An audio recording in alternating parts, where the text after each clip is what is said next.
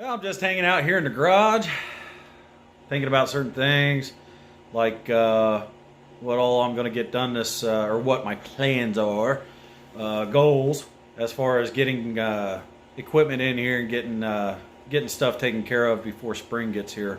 Um, Kind of ran across a couple things that reminded me of some of my old jobs, and that kind of triggered some memories from my old jobs and stuff that I'd done before I started trucking, before I started my trucking company. So I guess we're going to do this video to tell you why I decided to start my own trucking company. So this goes back way back when, man, way back when I was in high school. I've always been around the trucking industry, no matter, ever since I was a kid.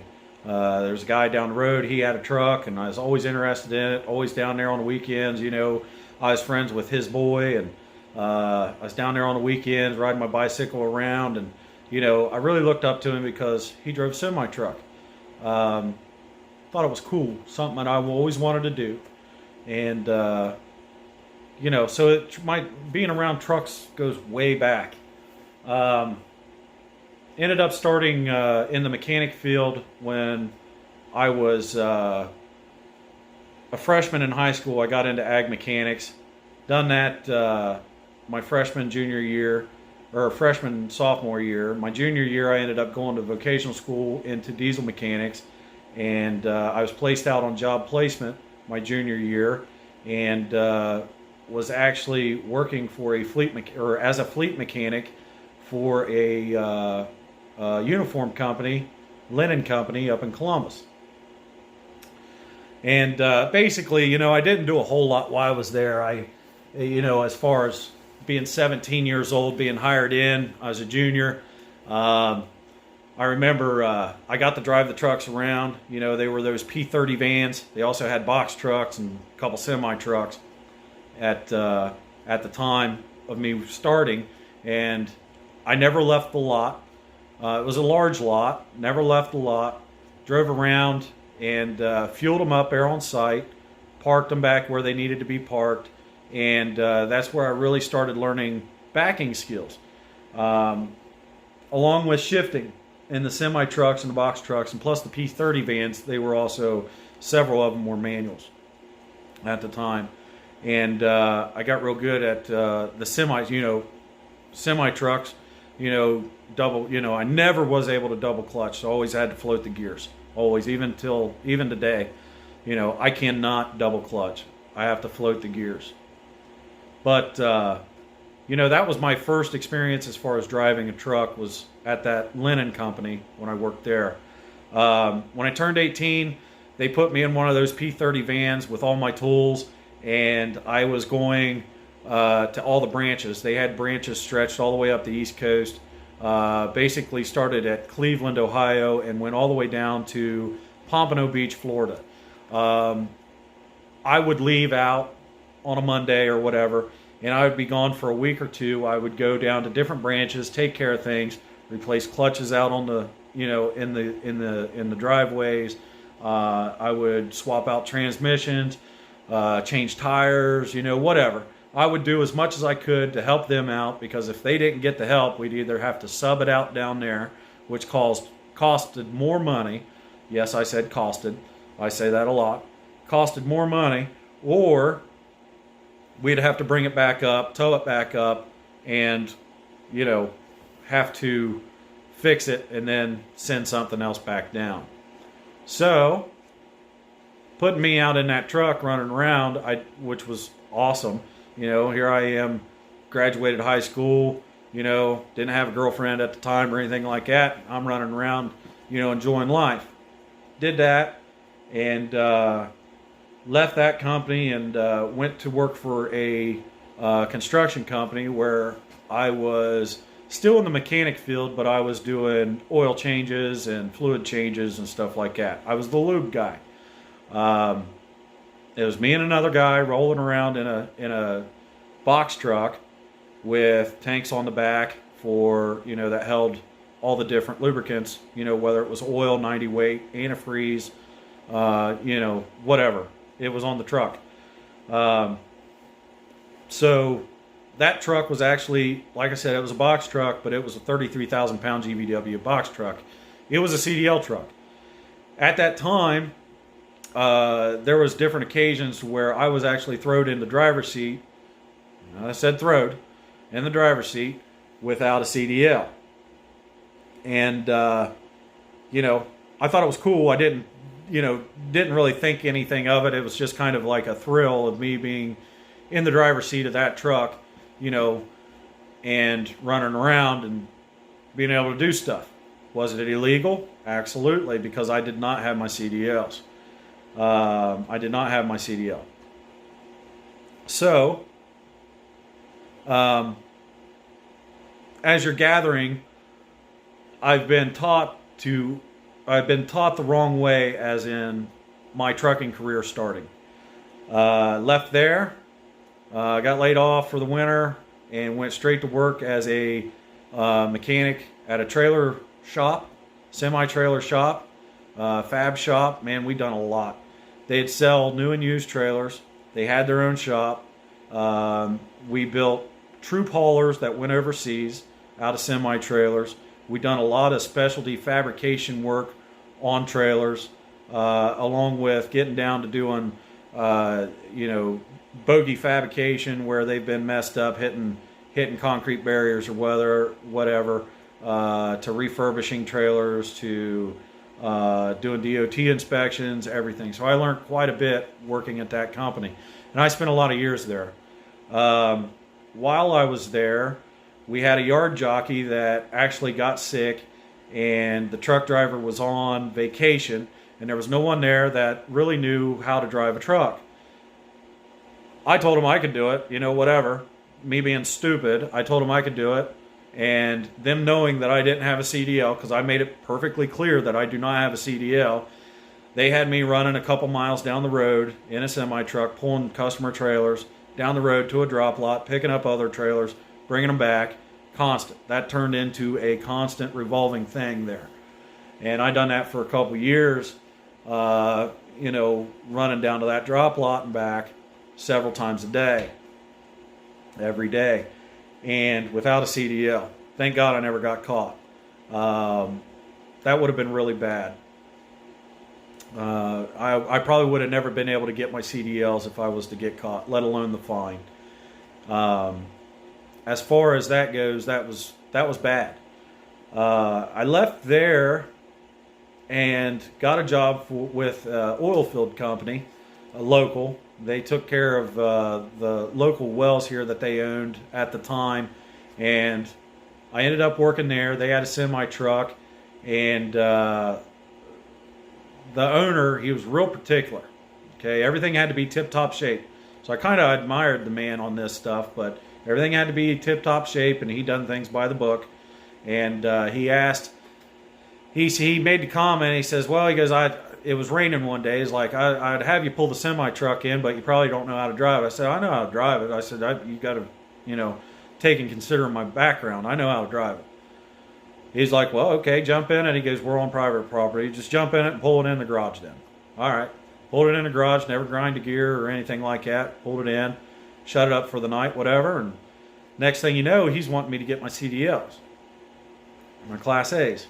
So he helped me get my Class A. Basically, I just had to go in and take my written part, pass all that stuff. I got my permit, and right away, as soon as I got my permit, I guess he wanted to put me to the test just to see if I could drive. And he jumped in the passenger seat, I jumped in the driver's seat, and we went out on a job. Never ground a gear, not once. I, rolled right on through. Now, with that being said, I cannot double clutch for nothing. I mean, even today, I cannot double clutch a semi-truck. I have to float the gears. So, anyway, went out through, done whatever, and he told me, he says, "I'll give you a $500 bonus if you pass your driving test on the first time." Okay, all right, got it set up. I passed with flying colors. The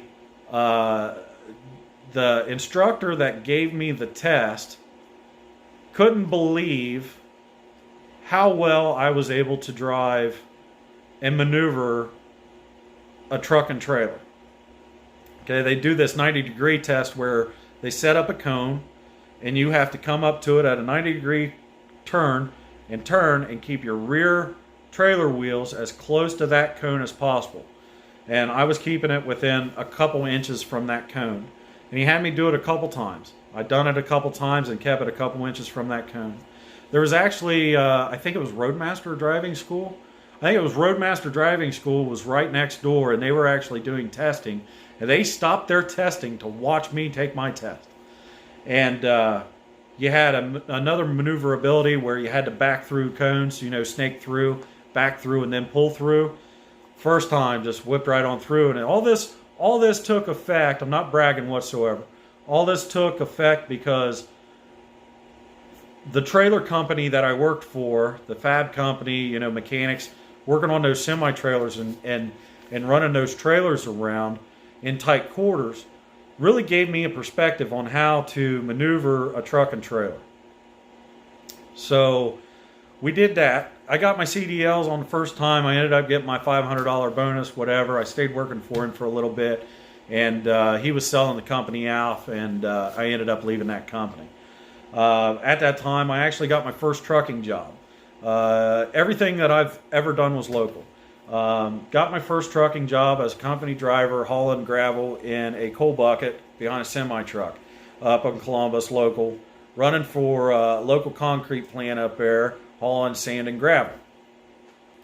At this time, I ran into some issues with the pre-trip and stuff. Okay, I knew how to do a pre-trip. I knew how to do a DOT inspection from working up at the trailer shop.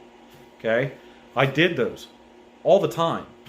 I did inspections up there, so I knew what to look for, and it blew my mind working at this place. Now, from the outside looking in, it looked like he had great equipment, clean. It wasn't beat up, shiny. You know, it looked good. You know, the equipment looked really good. So, you know, I didn't think two things about it. I just went to drive for it. And at first, you know, they threw me in one truck, and it was fine. And I can't remember. Something happened to it, whatever. You know, it wasn't my fault. I think the clutch started slipping. They needed to put a clutch in it or whatever. And I got tossed into another truck. Well, at this time, you know, that truck, the spare truck, I guess, it wasn't all that great. I went through and done a DOT inspection on it, the truck and trailer both, and it turned into a revolving door between every truck that this man had.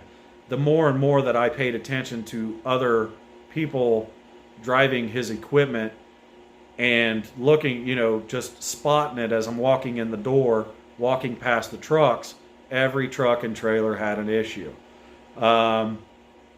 I didn't nitpick per se, but you know, brake adjustments were a big one because the slack adjusters weren't locking in.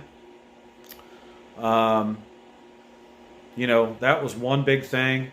Brakes camming over because either the brakes were wore out so bad or the S-cam bushings were so daggone shot, couldn't even believe an S-cam was hanging in there, or both. Tires being bald, equalizers being so daggone wore out and patched and cobbled together that couldn't even believe that, you know, the springs are still riding in the equalizers. That sort of stuff.